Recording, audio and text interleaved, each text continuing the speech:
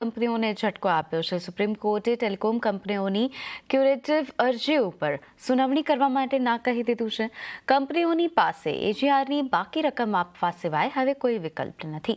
અને આ સમાચારની વધુ વિગતો લઈએ. સંવાદદાતા અસીમ મંચંદ આપણી સાથે જોડાઈ ગયા છે એમની પાસેથી. असीम जी, सुप्रीम कोर्ट ने एजीआर को लेकर क्या निर्देश दिए हैं? साल 2020 में सुप्रीम कोर्ट ने एजीआर पर अपना आदेश दिया था। उसके बाद कोर्ट ने टेलीकॉम कंपनियों की रिव्यू याचिका को भी खारिज कर दिया था। पिछले साल टेलीकॉम कंपनियों ने सुप्रीम कोर्ट में क्यूरेटिव याचिका दायर की थी। टेलीकॉम कंपनियों की दलील थी कि जो एजीआर है उसके अंदर कई सारे अर्थमेटिक एरर है, कैलकुलेशंस के अंदर एरर है, तो सुप्रीम कोर्ट को इस पूरे मामले को ओपन कोर्ट के अंदर सुनना चाहिए। 30 अगस्त को सुप्रीम कोर्ट ने इस मामले को लिस्ट किया था। इस मामले की इन चैम्बर पर सुनवाई हुई। सुप्रीम कोर्ट ने टेलीकॉम कंपनियों की क्यूरेटिव याचिका को खारिज कर दिया। सुप्रीम कोर्ट ने कहा कि हमें इसमें कोई भी ऐसी खामी नजर नहीं आती है जिससे हमें यह लगे कि इस मामले को ओपन कोर्ट के अंदर सुने जाना जरूरी है। तो इसका मतलब यह है कि अब टेलीकॉम कंपनियों को एजीआर की बकाया रकम पूरी चुकानी पड़ेगी। टेलीकॉम कंपनी उम्मीद कर रही थी कि अगर सुप्रीम कोर्ट सुनवाई करने के लिए तैयार हो जाता है तो उनको 50 से 60% तक एजीआर बकाये पर राहत मिल सकती है, लेकिन अब कंपनियों को रकम पूरी चुकानी होगी। टेलीकॉम कंपनियों के ऊपर करीबन 1 लाख करोड़ रुपए से ज्यादा का बकाया एजीआर है। इसमें सबसे बड़ी लायबिलिटी वोडाफोन आइडिया की है जिसके ऊपर 70,000 करोड़ रुपए का बकाया। दूसरी नंबर आता है भारतीय एयरटेल का जिसके ऊपर 35,000 करोड़ से लेकर के 40,000 करोड़ रुपए बकाया है। तो अभी सरकार ने टेलीकॉम कंपनियों को 4 साल का मोरेटोरियम पीरियड दिया हुआ है। ये मोरेटोरियम पीरियड 2025 के अंदर खत्म हो रहा है, तो उसके बाद टेलीकॉम कंपनियों को बाकी सारी रकम किस्तों के अंदर चुकानी पड़ेगी। तो ये टेलीकॉम कंपनियों के लिए एक बड़ा झटका। अब उनके पास कोई खास विकल्प नहीं बचे हैं। जी असीम जी, शुक्रिया आपका हमारे साथ जुड़ने के लिए और ये सारी डिटेल्स हमें देने के लिए.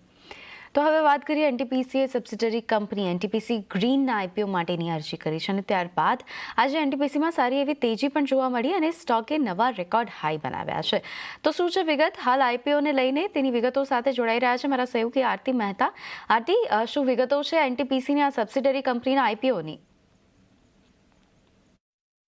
ખાસ કરીને વાત કરીએ તો પાવર સેક્ટરની દિગ્ગજ કંપની એનટીપીસીની સબસિડરી કંપની એનટીપીસી ગ્રીનનો આઈપીઓ જે છે તે આપણને બજારમાં આવતો જોવા મળશે.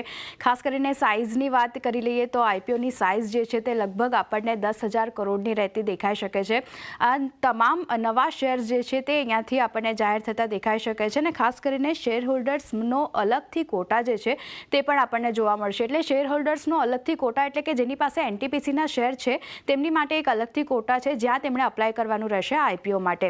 બીજી બાજુ એનટીપીસી ગ્રીન ની આઈપીઓની જરૂર કેમ પડી તેના પર એક નજર કરી લઈએ તો જે રિન્યુએબલ એનર્જી છે તેમાં ખાસ કરીને કંપની જે છે તે પોતાની ક્ષમતા જે છે વધારવા માગી રહી છે અને બીજી બાજુ જે 7,500 કરોડ રૂપિયાનું ઋણ છે તે પણ અહીંયાથી કંપની જે છે તે આઈપીઓના જે પૈસા આવશે તેમાંથી ચૂકવતી જોવા મળશે. તો આ એક બે હેતુ જે છે ખાસ કરીને કંપનીએ રાખ્યા છે જેની માટે એક આઈપીઓ જે છે તે આ કંપની લાવી રહી છે. ઓપરેશનલ ક્ષમતાની વાત કરી લઈએ તો એનટીપીસી ગ્રીનની ખાસ કરીને જે ઓપરેશનલ ક્ષમતા છે તો સોલાર સેગમેન્ટની વાત કરી લઈએ તો 3,071 મેગાવોલ્ટની છે અને વિન્ડ સેગમેન્ટની વાત કરી લઈએ તો 100 મેગાવોલ્ટની ઓપરેશનલ ક્ષમતા જે છે તે આપણને રહેતી દેખાઈ રહી છે. બીજી બાજુ પ્રોજેક્ટ પર અત્યારે જે કામ કરી રહી છે કંપની ખાસ કરીને તેના પર નજર કરી લઈએ તો 25,000 મેગાવોલ્ટનો પ્રોજેક્ટ અત્યારે હાલ કંપની પાસે છે જેના પર એનટીપીસી ગ્રીન જે છે તે કારોબાર કરી રહી છે. બીજી બાજુ વાત કરી લઈએ ભવિષ્યનું આયોજન શું રાખી રહ્યું છે કંપની, શું રાખી રહી છે તો 3 વર્ષમાં રિન્યુએબલ પાવરમાં લગભગ 16,000 મેગાવોટ ક્ષમતા જે છે તે જોડવી એવું એક લક્ષ્ય જે છે તે કંપની રાખી રહી છે અને બીજી બાજુ 2023 સુધીમાં 60 ગીગાવોલ્ટ રિન્યુએબલની ક્ષમતા જે છે તે પણ આપણને બનતી દેખાઈ રહી છે. તો જે 2032 છે ત્યાં સુધીમાં એક 60 ગીગાવોલ્ટ રિન્યુએબલની ક્ષમતા જે છે તેનું એક લક્ષ્ય જે છે તે ખાસ કરીને એનટીપીસી ગ્રીને રાખ્યું છે. બીજી બાજુ ભવિષ્યના રિપોર્ટ પર એક ક્રિસિલનો રિપોર્ટ ખાસ કરીને આવ્યો છે ભવિષ્યના આયોજન પર ખાસ કરીને કંપનીના. તો નાણાકીય વર્ષ 2025થી લઈને 29 સુધી ક્ષમતા વિસ્તાર જે છે તે આપણને કંપનીનો જોવા મળી શકે છે જેમાં સોલાર એનર્જીની વાત કરી લઈએ તો લગભગ 137થી લઈને 142 ગીગાવોલ્ટ જે છે તે આપણને રહેતું દેખાઈ શકે છે ક્ષમતાની વાત કરીએ તો. અને વિન્ડ એનર્જીની વાત કરી લઈએ તો ત્યાં લગભગ 34થી લઈને 36 ગીગાવોલ્ટ જે છે તે આપણને ક્ષમતા રહેતી દેખાઈ શકે છે 2025થી લઈને 29 સુધી. આ એક ક્રિસિલ તરફથી એક રિપોર્ટ જે છે તે આપણને આવતો દેખાઈ રહ્યો છે. બીજી બાજુ ફાઇનાન્શિયલની ખાસ કરીને વાત કરી લઈએ એનટીપીસી ગ્રીનના ફાઇનાન્શિયલ્સ કેવા રહેતા દેખાયા છે તો નાણાકીય વર્ષ 2024ની વાત કરીએ તો જે આવક છે તે લગભગ 1963 કરોડની આસપાસ આપણને આવક રહેતી દેખાઈ રહી છે એબિટા પર જુઓ તમે નજર કરો 1746 કરોડની આસપાસ કંપનીના એબિટા જે છે તે FY24માં રહેતા દેખાયા છે અને નફાની વાત કરી લઈએ તો લગભગ 344 કરોડનો નફો જે છે તે અત્યારે એનટીપીસી ગ્રીનનો જે છે તે આપણને આવતો દેખાયો છે નાણાકીય વર્ષ 2024ની ઓવરઓલ આપણે વાત કરીએ તો ઓવરઓલ જે રીતે આઈપીઓની આપણે વિગતો લીધી છે બજારમાં વધુ એક મોટી કંપની જે છે તેની આઈપીઓની તૈયારી શરૂ થતી અહીંયાથી દેખાઈ રહી છે જી આરતી આભાર આપનો જોડાવા માટે અને સમગ્ર વિગતો આપવા માટે અને ત્યારે હવે આગળ વધીને વાત કરીએ એક્સપોર્ટર્સ માટે મોટા સમાચાર આવી રહ્યા છે લોજિસ્ટિક ખર્ચ ઘટાડવાને કારણે સરકારે મહત્વનો નિર્ણય લીધો છે અને આમાં કન્ટેનરનો પાર્કિંગ ચાર્જ ઘટાડવાનો પણ સામેલ છે અને આના ઉપર વધુ ડિટેલ્સ લઈએ संवाददाता आलोक प्रियदर्शी अपनी साथ जुड़ाई गया है एमनी पासेथी आलोक जी एक्सपोर्टर्स के लिए क्या अच्छी खबर सामने आती दिख रही है तो देखिए इंपोर्ट और एक्सपोर्ट से जुड़े कारोबारियों के लिए लॉजिस्टिक कॉस्ट के मोर्चे पर सरकार ने बड़ा फैसला लिया है।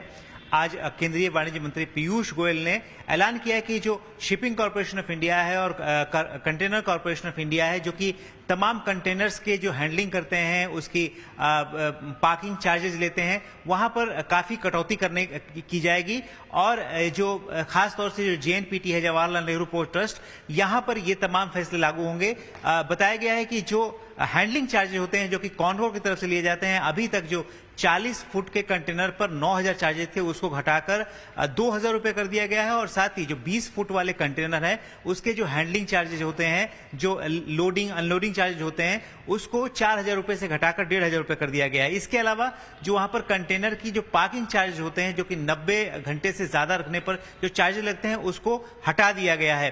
इसके अलावा कंटेनर की अवेलेबिलिटी और बढ़े इसको देखते हुए कस्टम डिपार्टमेंट की तरफ से भी कई मोर्चे पर कदम उठाए गए हैं और साथ ही जो शिपिंग कॉर्पोरेशन ऑफ इंडिया है ज्यादा शिप की मूवमेंट हो सके उसके लिए 5 एडिशनल सेकेंड हैंड शिप भी खरीदने जा रहा है जिससे कि जो एक्सपोर्टर और इंपोर्टर कारोबारी हैं उनको उनका कंटेनर उनकी जो कंसाइनमेंट है वो सही समय पर पहुंच सके। दरअसल पूरी दुनिया में जिस तरह से अभी कई मोर्चों पर वार चल रहे हैं और साथ ही रेड सी में क्राइसिस चल रही है उसकी वजह से जो खासतौर से एक्सपोर्टर इंपोर्टर खासी दिक्कत महसूस कर रहे थे कंटेनर को लेकर और फ्रेट चार्जेस को लेकर। तो वाणिज्य मंत्री पीयूष गोयल ने उम्मीद जताई है कि जो ये कदम उठाए जा रहे हैं इसकी वजह से 30% तक के जो फ्रेट कॉस्ट हैं शिपिंग चार्जेज हैं वो घट जाएंगे और ये आने वाले दिसंबर तक ये हो सकता है और ऑलरेडी 20% शिपिंग कॉस्ट घट चुके हैं। तो कुल मिलाकर इंपोर्टर एक्सपोर्टर के लिए ये बड़ी राहत का ऐलान केंद्रीय वाणिज्य मंत्री पीयूष गोयल ने किया। जी आलोक जी शुक्रिया आपका हमारे साथ जुड़ने के लिए और ये सारी डिटेल्स हमें देने के लिए।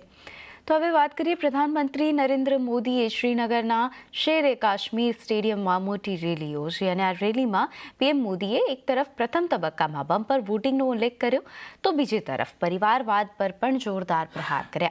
કોંગ્રેસ નેશનલ કોન્ફરન્સ અને PDPનું નામ લીધા વગર વડાપ્રધાને કહ્યું કે કાશ્મીરને 3 રાજવંશોએ લૂંટી લીધું છે। તેમણે કહ્યું 3 રાજવંશીઓએ કાશ્મીરની લોકશાહી અને કાશ્મીરિયતનો નાશ કર્યો છે।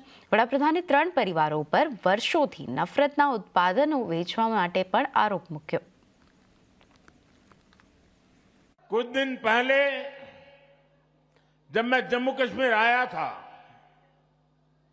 तो कहा था कि जम्मू कश्मीर की बर्बादी के लिए 3 खानदान जिम्मेदार है और तब से दिल्ली से लेकर जम्मू कश्मीर तक ये लोग बौखलाए हुए हैं। इन 3 खानदानों को लगता है कि इन पर कोई कैसे सवाल उठा सकता है। इन 3 खानदानों को लगता है जैसे तैसे कुर्सी पर कब्जा जमाना और फिर आप सबको लूटना ये इनका पैदाइशी हक है। તો પીએમ મોદીએ શ્રીનગરમાં